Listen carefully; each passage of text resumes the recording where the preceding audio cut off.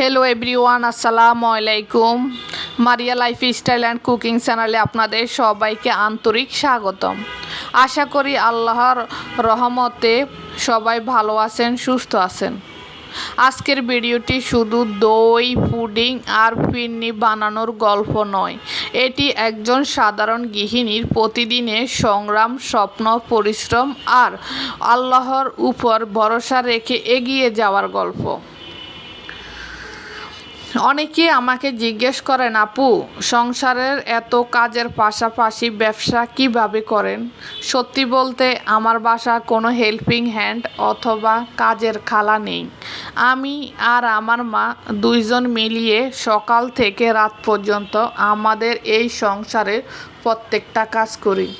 সংসার সামলানো, রান্নাবান্না করা, মেয়ের দেখাশোনা করা, তারপরে ব্যবসা করা, সব মিলিয়ে আমি আর আমার মা একাই করি। এমনিতে আমার মা অনেক অসুস্থ, তারপরে অসুস্থ শরীর নিয়ে সংসারের প্রতিটা কাজ করে, কারণ আমি একা করতে পারবো না, আমার মা বুঝে। এজন্য ব্যবসায়ের বেশিরভাগ কাজ আমার মা করে, আর বাকি সংসারের কাজগুলো বেশি আমি করি। তো সকালের দিনের অর্ধেকটা সময় আমাদের মা মেয়ে চলে যায় কিচেন রুমে।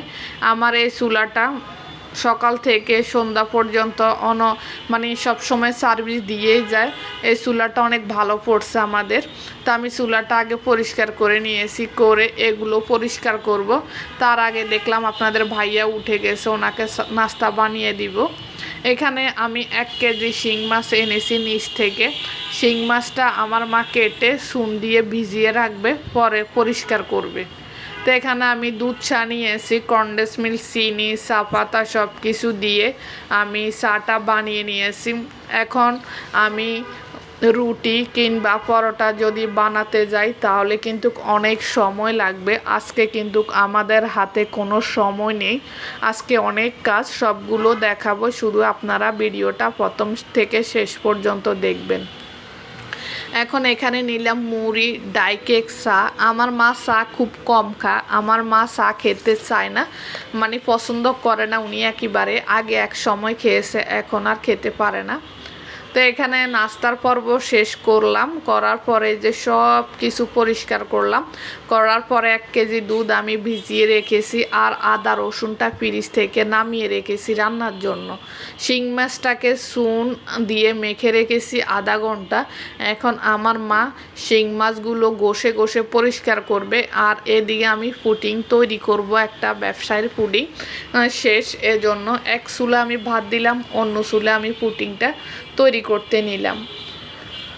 আপনারা যদি আমার চ্যানেলে নতুন হয়ে থাকেন, প্লিজ চ্যানেলটি সাবস্ক্রাইব করে বেল বাটনটি অন করে দিবেন। আমার ভিডিওর কোনো অংশ যদি আপনাদের ভালো লেগে থাকে তাহলে একটি লাইক দিতে পারেন। আর প্রিয় ভাইয়া আপুরা, আপনারা যারা অলরেডি এগুলো করে রেখেছেন, আপনাদের সবাইকে অসংখ্য ধন্যবাদ। তো এখানে এই যে আমি ক্যারামেলটা আগে প্রথমে তৈরি করে রেখেছি প্যানের নিচে। এখন আমি দুধের সঙ্গে 1 লিটার দুধ নিয়ে এলাম, দুধের সঙ্গে চিনি, কনডেন্স মিল্ক, পাউডার দুধ, এগুলো দিয়ে আমি এই পুডিংয়ের যে দুধটা আমি ঘন করে জাল করে নিব।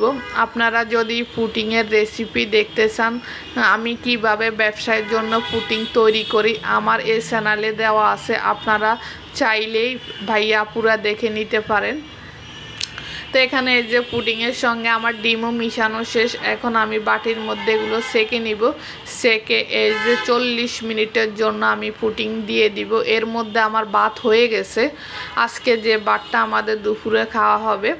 দেখেন, আমার এর আগের দিন পুডিং বানাতে গিয়ে আমার হাতটা পুড়ে গেছে, চিনি পড়ে অনেকটা পুড়ে গেছে। তারপরে কিন্তু কাজ থেমে নেই, কাজ চলতে আছে। আমাদেরও ক্লান্তি আসে, কখনো শরীর খারাপ হয়, কখনো মন ভেঙে যায়, তবুও প্রতিদিন নতুন করে শুরু করি, কারণ আমরা বিশ্বাস করি পরিশ্রম কখনো বৃথা যায় না। এখানে আমি আমার কিচেনের কাজগুলো করতেছি, আর আমার মা এদিকে শিং মাছগুলোকে একটা তারের মাজনি দিয়ে আলতো হাতে ঘষে ঘষে পরিষ্কার করতেছে। এভাবে আপনারাও চুন দিয়ে শিং মাছ খুব দ্রুত পরিষ্কার করতে পারবেন। দেখেন কতটা সুন্দর হয়েছে, কতটা পরিষ্কার হয়েছে, দেখেছেন। একবার এভাবে কিন্তু অনেকে শিং মাছ কালো যে আবরণটা ওটা পরিষ্কার করে না, হালকা করে খেতে পারে, কিন্তু আমার ফ্যামিলির কেউ খাবে না। এজন্য আমার মা, বিশেষ করে আমার মায়ে খাবে না, এজন্য আমার মা 1 ঘন্টা ধরে আস্তে আস্তে আলতো হাতে শিং মাছটা পরিষ্কার করছে। এদিকে ছাদ বাগানের কিছু বরবটি নিয়ে এসেছে, আমার মা তুলে এনেছে। অল্প একটু বরবটি হয়েছে, তো এখানে 2টা আলু দিয়ে আমি ভাজি করে নিতেছি। এইটুকু তরকারি আমাদের হয়ে যাবে ভাজি, কারণ আমাদের বাসার পরিবারের লোক সংখ্যা আমরা খুব কম, এই জন্য।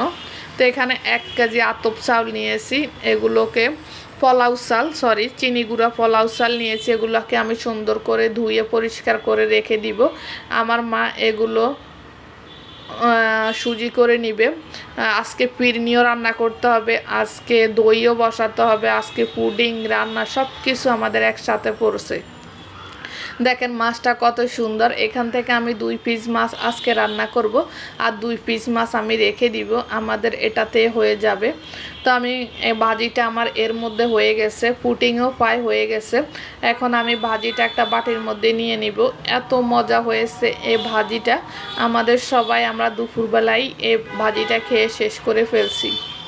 এখন আমি এখানে নিলাম শিং মাছ ভুনা করার জন্য। 1 চুলা দিয়ে আমি শিং মাছের মশলা কষানোর জন্য দিয়েছি, অন্য চুলা আমি মাছগুলো ভেজে নিতেছি। শিং মাছ ভুনা করছি আমি বাটা মরিচ দিয়ে, আমার মা মরিচ বেটে দিয়েছে শিং মাছ ভুনা করার জন্য। বাটা মরিচ দিয়ে শিং মাছটা ভুনা করছি, এত মজা হয়েছে কি বলবো। যদি আপনাদের খাওয়াইতে পারতাম তাহলে বুঝতে পারতেন। তো এখানে আমি প্রথমে আগে শিং মাছে অনেক ডিম হয়েছে, সেগুলো আমি মশলার সঙ্গে দিয়ে দিলাম, যেন এগুলোর মধ্যে লবণ মশলা ঢুকলে এটার স্বাদটা পরিবর্তন হবে। আর যদি লবণ মশলা না ঢুকে তাহলে কিন্তু খেতে ভালো লাগবে না। তো আগে এই জন্য আমি ডিমগুলো দিয়ে অনেকক্ষণ কষিয়ে নিয়েছি। নেওয়ার পরে মাছ দিয়ে দিলাম, মাছ দিয়ে জলের পানি দিলাম, দেওয়ার পরে দিয়ে কিছু ছাদ বাগানের শাক হয়েছে, কলমি শাক, আপনাদের ভাইয়া তুলে নিয়ে এসেছে। এটাকে আমি পরিষ্কার করে সুন্দর করে ধুয়ে নিলাম। নেওয়ার পরে এই যে অল্প একটু এই জন্য মাছের সঙ্গে দিয়ে দিয়েছি। একটু বেশি যদি হতো তাহলে আলু দিয়ে ভাজি করতাম, এইটুকু আর কি ভাজি করব, এই জন্য এভাবে চালিয়ে দিয়েছি। খাওয়া হয়ে গেছে। খাওয়া দাওয়া শেষ করে মা মেয়ে একটুও বসে থাকিনি, 2জনে চলে আসছি কিচেন রুমে এই যে ফিরনি রান্না করার জন্য। আমি যখন রান্না করছি তখন আমার মা সুজিগুলো শিলপাটার মধ্যে করে নিয়ে এসেছে। খাওয়া দাওয়া শেষ করে এখন ফিরনিটা রান্না করতেছে আমার মা। আজকে মানে আমাদের সব কিচেনের কাজ একসাথে পড়ছে। আমাদের এই যে ফিরনিগুলো বসানো হয়ে গেছে, মা মেয়ে 2জন মিলে বসিয়ে নিয়েছি। আমার মা তো এমনিতে অনেক অসুস্থ, তারপর আলহামদুলিল্লাহ যতটুকু নিজের সংসারে কাজ করতে পারে ভালো। কিন্তু খালা রাখলে কিন্তু খালারা এইভাবে করতো না, আর উল্টা কথা বলতো, এটা সেটা, এত কাজ ওনারা পছন্দ করে না। এখন নিজের সংসারের কাজ নিজে যেরকম করতে পছন্দ করি এরকম কিন্তু অন্যজন করবে না। এই জন্য যারা আছেন তারা তো জানেন ঢাকা শহরের খালারা বুয়ারা কীরকম ব্যবহার দেয়। তা আমাদের পিন্নি হয়ে যাওয়ার পরে এই যে এখন দিয়ে দিলাম দইও হয়ে গেছে। এখন দইগুলো কাপে কাপে বসিয়ে দিব। আজকে প্রিয় ভাইয়া পুরাই পর্যন্ত আমার ব্লগ ভিডিওটি কেমন লেগেছে অবশ্যই একটি লাইক দিয়ে কমেন্টস করবেন। সবাই ভালো থাকবেন, সুস্থ থাকবেন। আল্লাহ হাফেজ, আসসালামু আলাইকুম।